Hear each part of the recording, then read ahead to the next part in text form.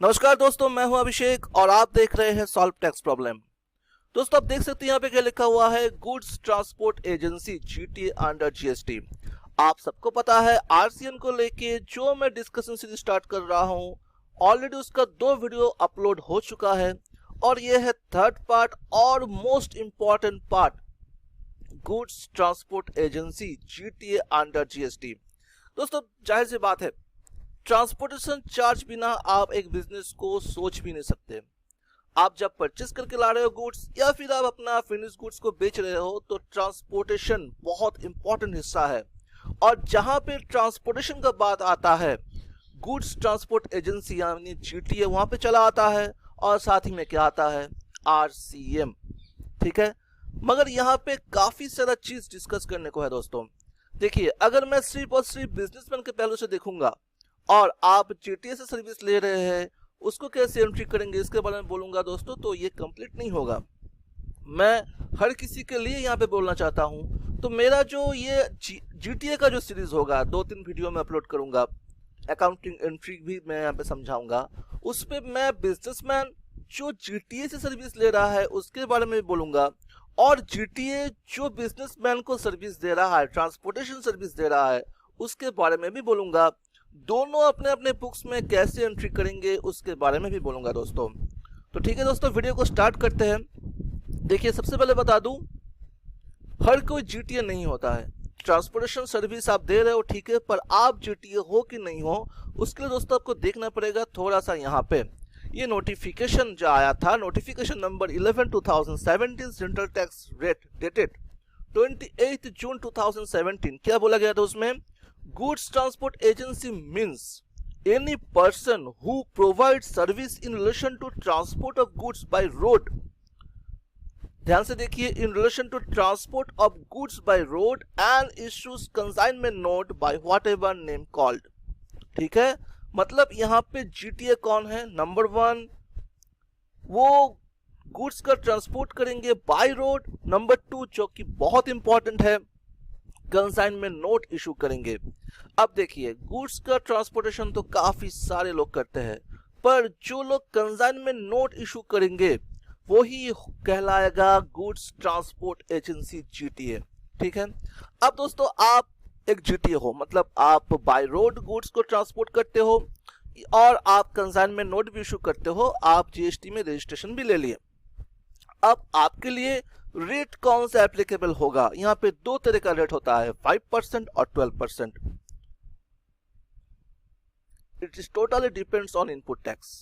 अगर आप input tax as a GTA, आप एक जीटीए हो, अगर आप इनपुट टैक्स क्लेम करते हो तो फिर आपको 12%, आपके ऊपर 12% जीएसटी चार्ज होगा। और अगर ITC input tax credit claim नहीं करते हो तो फिर 5% होगा। अब दोस्तों यहाँ पे बात आता है आरसीएम का, इसके बाद आता है दोस्तों आरसीएम की बारी। ठीक है, क्योंकि जीटीए हम लोग पता है, जीटीए जो सर्विस है वो आरसीएम के अंडर में आता है, पर क्या हर केस में वो आरसीएम का अंडर में आता है? जी नहीं। साथ ऐसा पार्टी है, अगर वो जीटीए से सर्विस लेते हैं, मतलब सर्विस रिसिपिएंट है, तो वो 7 पार्टी के ऊपर आरसीएम एप्लीकेबल होगा। वो लोग ऐसे रिसिपिएंट जीएसटी को पे करेंगे, मतलब पेमेंट भी वो करेंगे और जो कंप्लायंस पार्टनर है वो भी उनके ऊपर ही एप्लीकेबल होगा। और वो 7 क्या क्या है, कौन कौन है? नंबर 1 है factory registered under the factories act, a society registered under the societies registration act और under any other law, a cooperative society established under any law, a GST registered person, इस बात को ध्यान रखिए, a body corporate established by और under any law, a partnership firm whether registered not including association of person, casual taxable person। अब दोस्तों यहाँ पे जो नंबर 4 है, ए जीएसटी रजिस्टर्ड पर्सन, इसका मतलब कोई भी पर्सन हो, अगर वो जीएसटी में रजिस्टर्ड है और वो जीटीए से सर्विस ले रहा है तो फिर उस केस में आरसीएम एप्लीकेबल होगा। अब यहाँ पे सवाल आता है, अगर कोई अनरजिस्टर्ड है जीएसटी में और बाकी जो 6 कैटेगरी है उस पे भी नहीं आता है, नॉर्मल पर्सन है, नॉर्मल अब मैं बिजनेस करता हूँ, प्रोप्राइटर से बिजनेस करता हूँ, ठीक है, पर जीएसटी में रजिस्ट्रेशन नहीं लिया हूं, मैं अनरजिस्टर्ड हूं, और मैं जीटीए से सर्विस ले रहा हूं, तो क्या मुझ पे आरसीएम एप्लीकेबल होगा? जी नहीं दोस्तों, नहीं होगा। No RCM will be applicable in case the service is provided to any unregistered person. अगर कोई जीटीए किसी अनरजिस्टर्ड पर्सन को सर्विस प्रोवाइड करता है तो उस केस में आरसीएम एप्लीकेबल नहीं होगा, फॉरवर्ड चार्ज एप्लीकेबल होगा और जो जीटीए है वो टैक्स पे करेगा। रेट क्या होगा? वही, अगर आईटीसी क्लेम करते हैं तो 12% और अगर नहीं करते हैं तो 5%। अब दोस्तों यहाँ पे एक और सवाल आता है, क्या अगर आरसीएम एप्लीकेबल हो रहा है तो फिर टैक्स, मतलब आरसीएम के अंडर में टैक्स कौन पे करेगा? क्योंकि जब भी कोई जीटीए सर्विस होता है, जीटीए अगर सर्विस देता है तो उसमें 3 पार्टी इंक्लूड रहता है। एक, जो गुड्स को बेच रहा है, नंबर 2 जीटीए खुद, नंबर 3 जो गुड्स को खरीद रहा है। तो इन तीनों में से कौन आरसीएम के दायरे में आएगा? तो सिंपल सा आंसर है दोस्तों, who will be liable to pay the RCM under GTA? Simple answer है, the party who will pay the transportation charges to GTA will be liable to pay tax under RCM. इसका मतलब देखिए, supplier है, transporter है, receiver है। Supplier of goods, transporter, receiver of goods. अब supplier goods ने क्या किया, गुड्स को ट्रक में या जो भी आपका मतलब ट्रांसपोर्ट का जरिया है उसमें गुड्स को लोड कर दिया और फिर ट्रांसपोर्टर उस गुड्स को रिसीवर ऑफ गुड्स के पास पहुंचा दिया। इस केस में अगर supplier of goods transportation charge पे करता है, ठीक है, तो फिर आरसीएम के दायरे में कौन आएगा? सप्लायर।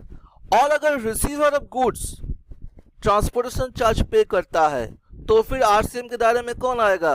Receiver of goods. इस केस में देखा जाएगा कि कौन ट्रांसपोर्टेशन चार्ज पे कर रहा है।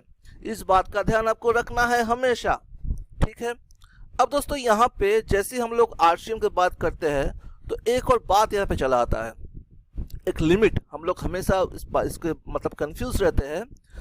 ₹750 और ₹1500, 750 और 1500 का एक लिमिट हमेशा हम लोगों को ध्यान में रखना पड़ता है। अगर इसे क्रॉस कर जाता है, इस सिचुएशन में अगर इस अमाउंट को क्रॉस कर जाता है तो फिर आरसीएम का लायबल होता है। अगर ये अमाउंट क्रॉस नहीं करता है तो फिर आरसीएम एप्लीकेबल नहीं होगा, जीएसटी ही एप्लीकेबल नहीं होगा जीटीए में। वो क्या है? नंबर 1 देखिए, goods where consideration charged for the transportation of goods on a consignment transported in a single carriage does not exceed ₹1500। और दूसरा क्या है? Goods were consideration charged for transportation of all such goods for a single consignee does not exceed ₹750। देखिए, अब पहले का problem, पहला जो है पॉइंट, इसको ध्यान से समझिए। Goods were consideration charged for the transportation of goods on a consignment transported in a single carriage does not exceed ₹1500। Transported in a single carriage, ठीक है। आप सप्लायर ऑफ गुड्स हो, आप एक जीटीए को बोले कि भाई मेरा गुड्स को पहुंचा दो वहां पे, आप गुड्स को लोड कर दिए, चार्ज कितना हुआ? ₹800, ठीक है, आपको लिख के दे दिया। अब क्या हो रहा है, किसी और पार्टी का भी गुड्स उस पर जा रहा है, उसने चार्ज किया ₹500, टोटल कितना हुआ? ₹1300।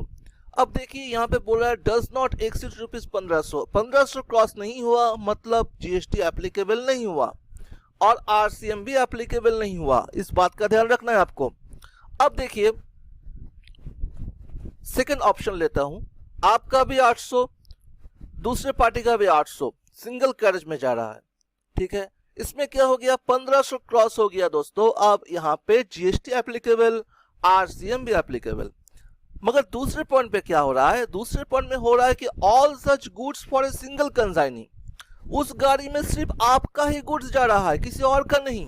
तो इसमें लिमिट कितना होगा? 750। अगर ट्रांसपोर्टेशन चार्ज ₹700 का है या ₹720 का है, ₹730 का है, तो फिर जीएसटी एप्लीकेबल नहीं होगा और आरसीएम भी एप्लीकेबल नहीं होगा। मगर 750 जैसे ही क्रॉस कर गया, 760, 780, ₹800, तो उस केस में जीएसटी भी एप्लीकेबल होगा और आरसीएम भी एप्लीकेबल होगा। इस बात का ध्यान आपको रखना है दोस्तों हमेशा। तो ये था दोस्तों कुछ बेसिक कॉन्सेप्ट ऑफ जीटीए। आज के लिए मैं वीडियो को यहीं पे समाप्त करूंगा, क्योंकि इससे ज़्यादा एक वीडियो में डिस्कस करना ठीक नहीं होगा। तो क्या क्या यहाँ पे पता चला दोस्तों, नंबर 1 750 का लिमिट और 150 और 1500 रुपये का लिमिट जो है उसके बारे में हम लोग यहाँ पे डिस्कस किए, ठीक है। फिर दोस्तों डिस्कस किए कौन लायबल होता है जीएसटी पे करने में अगर जीटीए है तो। उसके बाद अगर अनरजिस्टर्ड पर्सन को अगर कोई जीटीए सर्विस देता है तो कौन लायबल होता है, आरसीएम एप्लीकेबल होता है कि नहीं, इसके बारे में डिस्कस किए।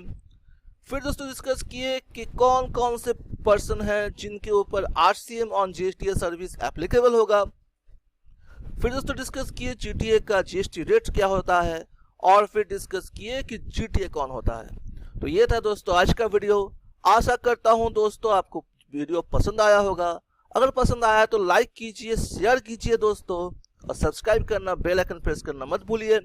अगले वीडियो में दोस्तों हम लोग बात करेंगे अगर आप बिजनेसमैन है और जीटीए सर्विस ले रहे हैं तो फिर उसका अकाउंटिंग एंट्री कैसे करेंगे, ठीक है। आज के लिए इतना ही। Have a nice day.